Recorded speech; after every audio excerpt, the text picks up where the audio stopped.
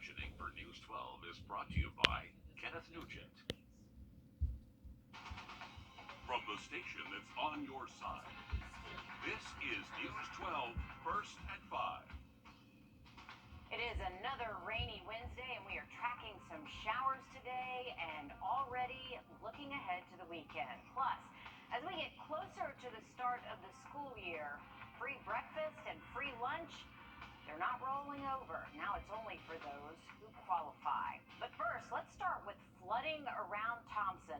It has caused a lot of problems out that way. Just getting some new video into our newsroom, and take a look at this. We suspect this is an area that's prone to flooding. There were no watches or warnings today, but when the rain came down, boy, it caused some trouble in parts of Thompson. Some cars actually getting flooded in certain areas too. Riley, are we expecting things to clear up? Because Thompson, oh, look at that. They don't need any more rain today. I know. That's where we definitely saw the heaviest rain so far this morning into around midday. Places around Thompson saw between 2 to 3 inches of rain. A lot of that fell in a very short amount of time, and that's the concern with these localized flooding problems that we're seeing here in Thompson. Just rain rates 2 to 3 inches per hour. No one can really handle that. That water just can't soak into the ground at times. So we end up with just high water levels in those low-lying spots. And unfortunately, a lot of property damage there. You can see inside that car, and the water line went all the way above the wheelbase in a lot of those cars. So it was significant flood waters out there earlier. Looking at our radar estimated rainfall across the area, you can see Thompson, definitely the hot spot. That was the bullseye today, between 2 to 3 inches of rainfall across central McDuffie County. For us here in Augusta, our rain started early this morning and then just stayed kind of light through most of today. In general, we've stayed less than an inch so here around the metro. We're looking at our next batch of storms, though, forming up towards the lake. Places like Wilkes County, get ready. These storms are heading your way, approaching places like Tignall and Washington, Tolliver, Hancock County. You're also going to be tapping into these storms. Not severe at the moment, but they potentially could be producing wind gusts up to 40 miles per hour. And the concern with these as well, lightning, a lot of cloud to ground lightning with these. So if you are hearing thunder in Wilkes County, make sure you are staying inside. This is moving off towards the southeast at about 40. So next in line would be places around Clarks Hill Lake, even northern Columbia County as well. For us here in Augusta, we're starting to dry out a little bit. Still a light shower there on the south side of town, but in general, that rain that moved through earlier is now pushing off towards the northeast. But also be safe on area roadways for the rest of today and even over the next several. It doesn't take much to hydroplane, especially when you see speeds over 50 miles per hour. That's when we're most likely to see hydroplaning accidents on area roadways. So just always slow down, take a little bit extra time out there, never slam on brakes, and try to avoid those puddles on the roadways if you can. Pretty cool view of our Beach Island camera. You can see that low-level cloud cover just kind of filtering on through.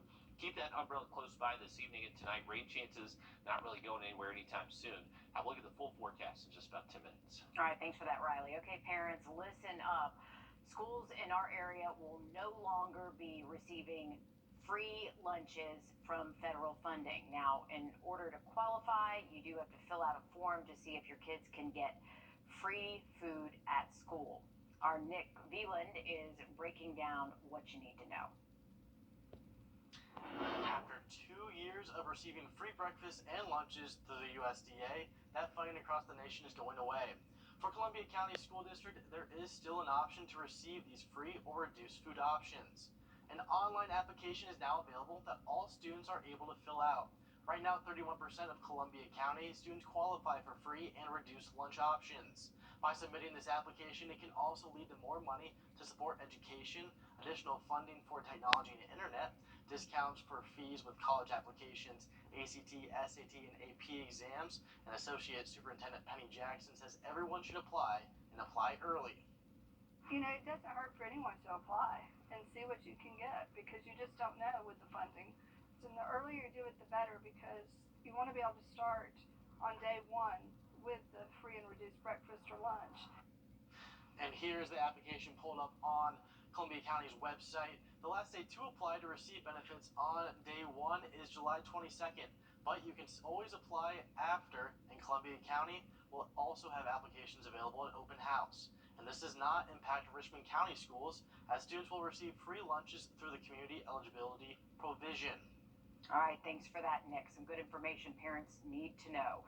First at 5, we're learning more about a hazardous spill in Burke County this evening. Around noon today, Burke County EMA posted about a possible chemical leak. It happened from a transfer truck. Now, they confirmed that it was a small leak, but the truck is no longer leaking. It's no longer spilling out. Crews say there is no threat to the public. The fallout continues tonight after the release of surveillance video from the mass shooting at Wrdw Elementary School in Uvalde, Texas. Jay Gray takes a closer look, and we do need to warn you. Some of the video you are about to see is disturbing, and it's difficult to watch. The images, another gut punch for the parents of students murdered during the attack. My baby, she was scared. I know she was scared. They were all scared. And I wasn't there. During 4 minutes of highly edited surveillance video obtained and released by the Austin American-Statesman and KBUE-TV, the 18-year-old gunman is seen walking into Wrdw Elementary with an assault rifle, followed by police who rushed down a hallway but when fired on, quickly retreat. Because they got gunfire, they retreated. The officers ain't trained to retreat when they're gonna do. They have to save these children, and they did not do that. The video goes on to show an army of officers gathering, waiting for more than an hour to confront the shooter. It's a human being, standing there just hearing our children cry and not doing anything. Families of the victims had been told they would get a chance to review the video before it was released to the public. That was supposed to happen on Sunday, but the Austin media outlets released the images on Tuesday. It's disrespectful to not just us, but our kids' memories.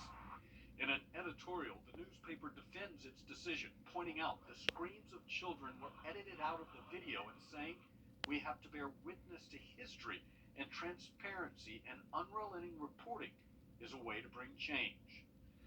As the families in this community continue to deal with the unrelenting pain of all they've lost.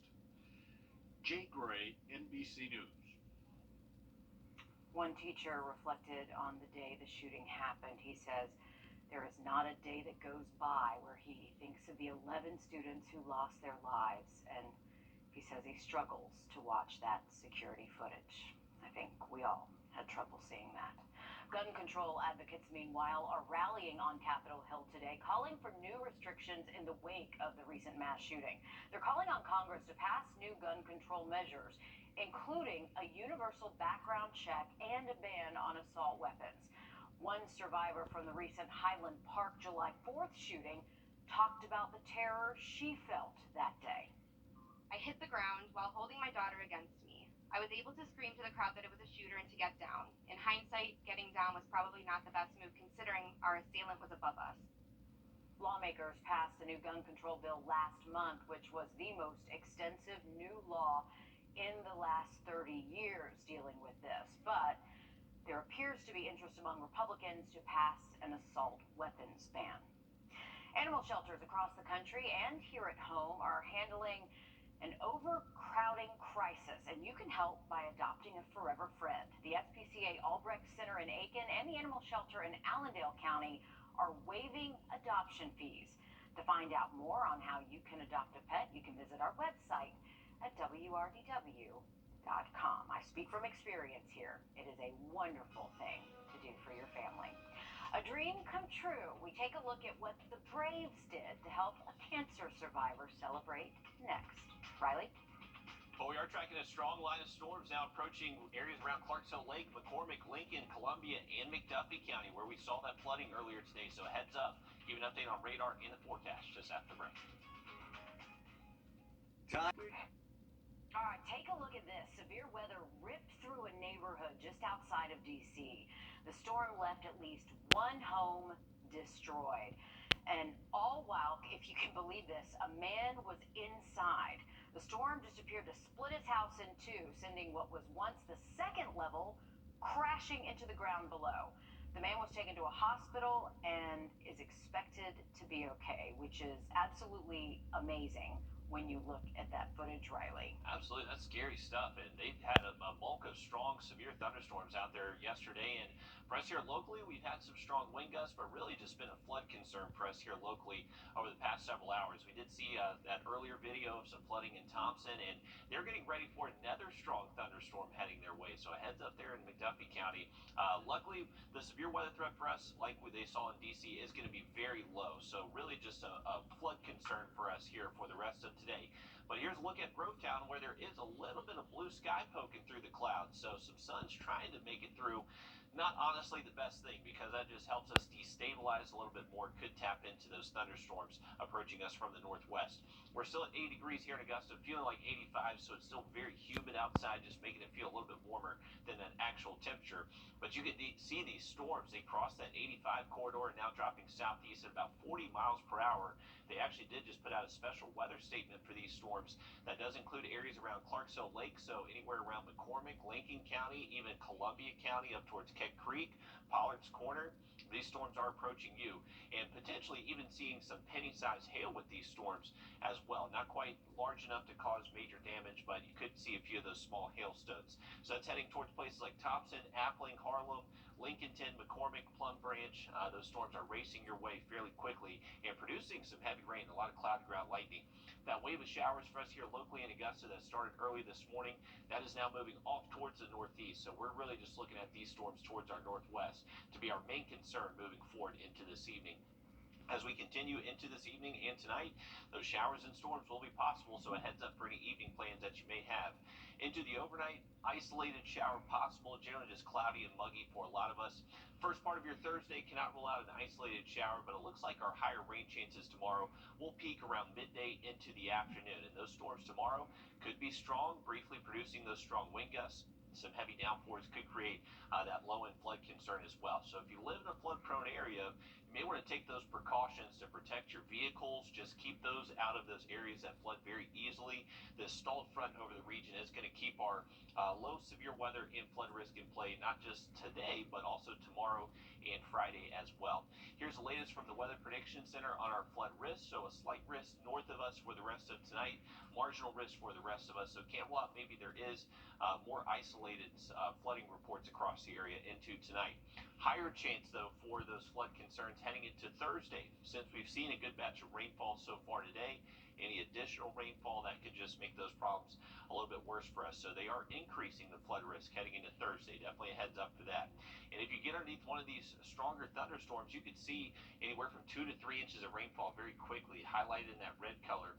Not necessarily widespread 2 to 3 inches, but just for those areas that do see those stronger thunderstorms. So heads up for that. Temperatures will stay below 90, though, for the rest of the week, even into the weekend. Upper 80s Saturday and Sunday.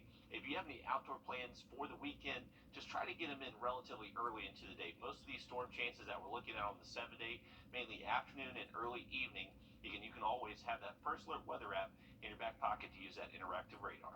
And it is a big help. Thanks for that, Riley. The Atlanta Braves and the Make-A-Wish Foundation teamed up to make a young Braves fan wish come true.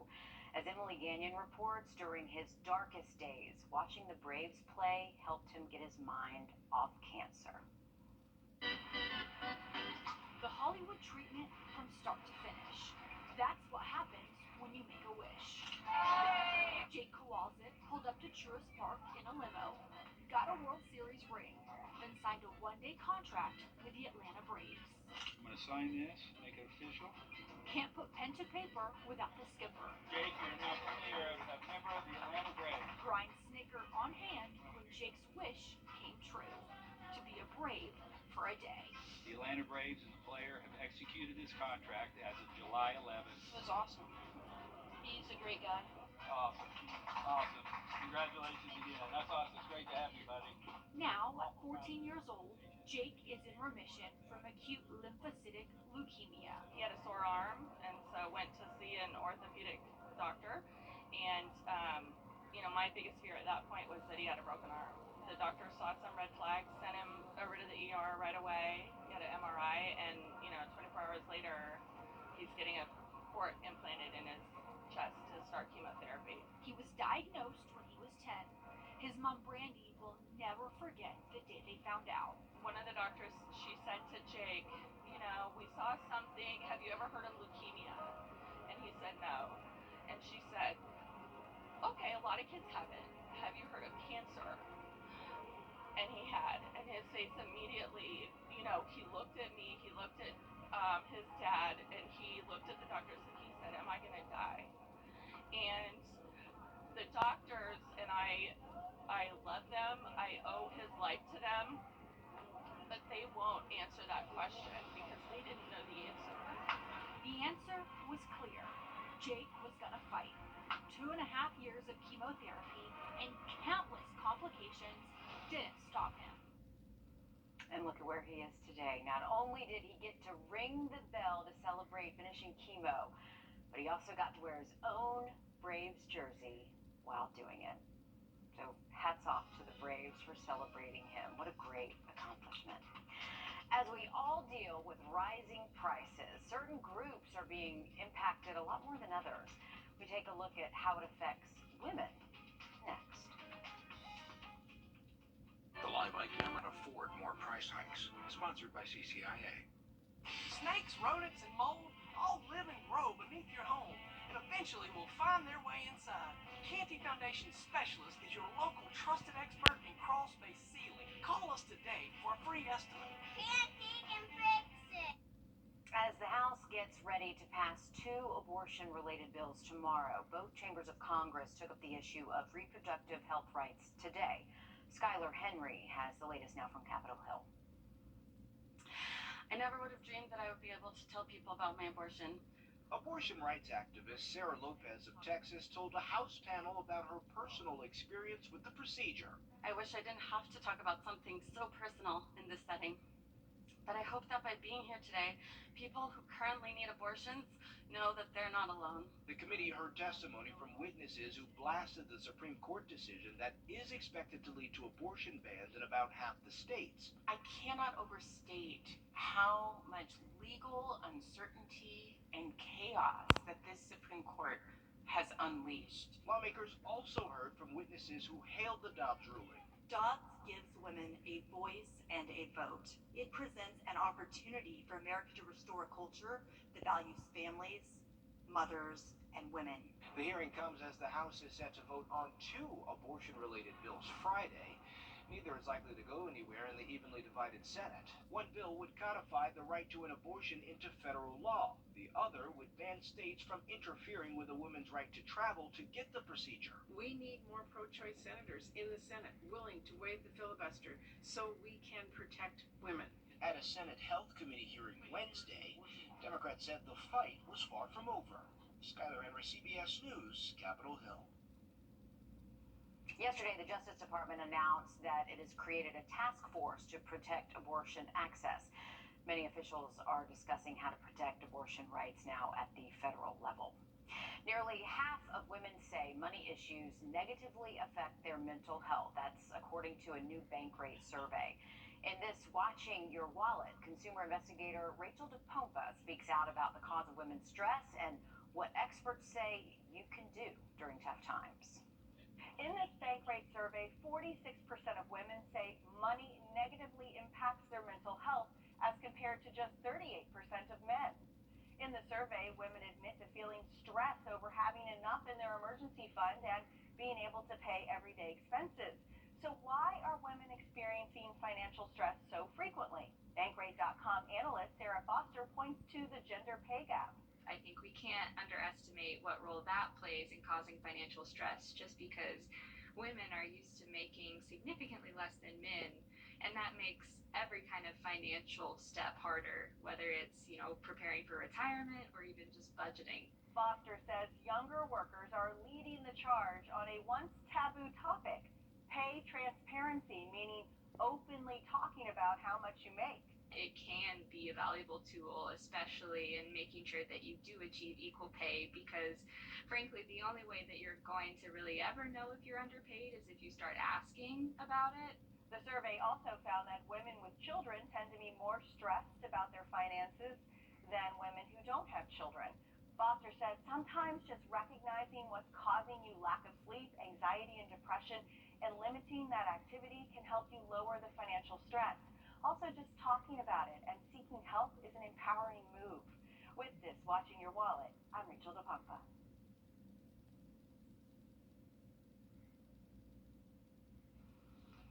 All right, thank you for that update, Rachel. We are tracking a strong thunderstorm heading towards places like Lincoln, McCormick, Columbia, McDuffie County.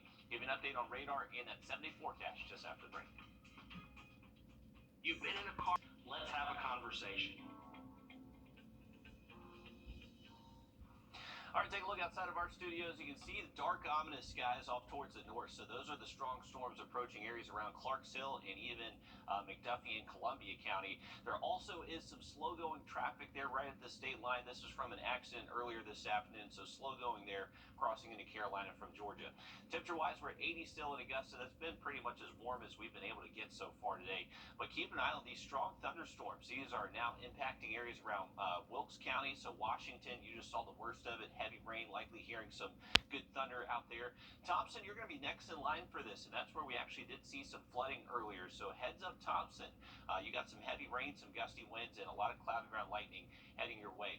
Also, maybe some small hail. Can't rule out that there maybe are some very small hailstones in these storms. So heads up, those storms are trying to make their way towards us here in Augusta. Got decent storm chances staying in the forecast the next 5 to 7 days.